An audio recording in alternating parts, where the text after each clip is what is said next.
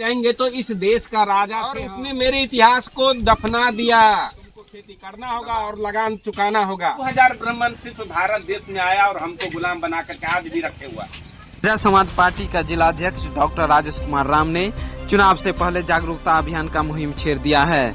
आपको बता दें कि दलित बस्तियों में जाकर डोर टू डोर अपनी बातें रखते हुए कहा कि अब दलितों को जागना होगा और अपनी शिक्षा के अधिकार से लेकर वोट के अधिकार तक को जानना होगा। डॉक्टर राजेश राम ने गरीबों के हक हकूक और अधिकार की बात की।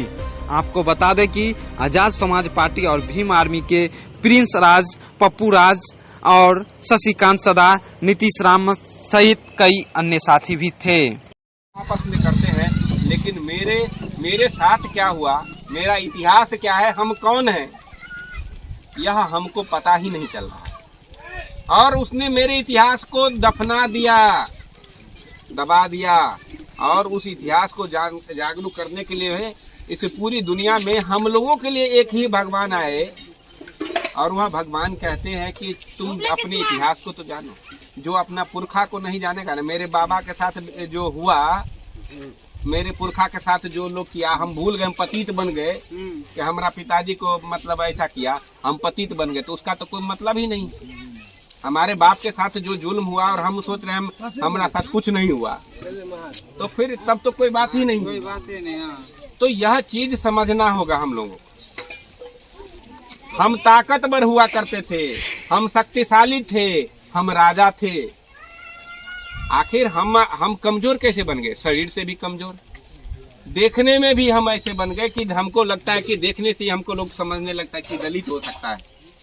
हमारा कपड़ा लत्ता, पहनावा ओढ़ावा सब चीज हमारा लगता है कि हम ऐसे। किसकी साजिश के तहत ये सारा जमीन जायदाद किसका? जाइए आप 50 साल पहले की सर्वे उठाइए और देखिए कि सारा जमीन किसके नाम से था। जिस समय लगान व्यवस्था था, जबरदस्ती अंग्रेज कहता था कि साला तुमको खेती करना होगा और लगान चुकाना होगा। नहीं करते थे तो हम लोग को मारा जाता था। सारा जमीन जायदाद जितना है, थोड़ा सा 50 साल पहले चले जाते हैं, 60 साल पहले चले जाते हैं, 1956 से पहले चले जाते हैं, तो सारा जमीन जायदाद हमारा था। मंदिर देवे करेंगे, पूजा पाठ करवे करेंगे, उस मंदिर में जाके कपार फोड़वे करेंगे। जो हमारा असली भगवान था उसको तो हम कभी खोजे ही नहीं। जिस समय 5000 साल तक हमको शिक्षा से पढ़ने लिखने का अधिकार नहीं था, तो कहाँ चले गए थे देवी देवता? कहाँ पर थे जिसको हम आज हम लोग गले में लेकर के घूम रहे हैं? और जो हमारा भगवान था उसका नाम तक भी नहीं पता है हमें। और उसने एक ब्राह्मण, 2000 ब्राह्मण सिर्फ भारत देश में आया और हमको गुलाम बना करके आज भी रखे हुआ है। कैसे गुलाम बना करके रखे हुआ है?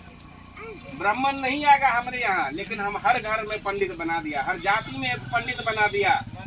हमारा मुसहरे समुदाय का कोई पंडित आता है, लेकिन उसकी व्यवस्था चलता है ना। चमार में ही एक पंडित है, लेकिन पंडित मतलब ब्राह्मण जो है वो अपना जो नियम बनाया, तो अपने नियम को चलाने के लिए हर जाति में एक ब्राह्मण बना दिया। हर जाति में एक ब्राह्मण बना दिया, क्योंकि वो अकेले, और उससे मुक्ति नहीं हमको मिल रहा है। यह समझना चाहिए हम लोगों को। आखिर दिक्कत क्या हुई? तो ये कर्मकांड व्यवस्था, ये मनुवाद व्यवस्था जो हम गले में बांध करके घूम रहे हैं, इससे जब तक मुक्ति नहीं होंगे तो हमारे समाज का और मेरा तरक्की हो ही नहीं सकता। इसी तरह से कई